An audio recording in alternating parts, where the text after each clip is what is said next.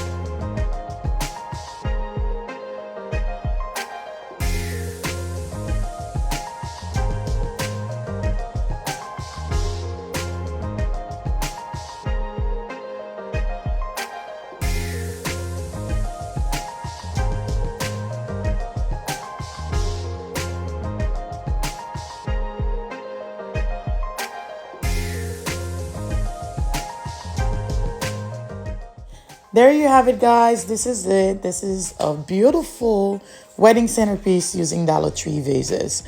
I had already posted a short video about this centerpiece, and one of my subscribers advised you have to put a little piece of mirror underneath it in the center of the table, and that will break the laws of physics. And I completely agree. Well, ciao, ciao.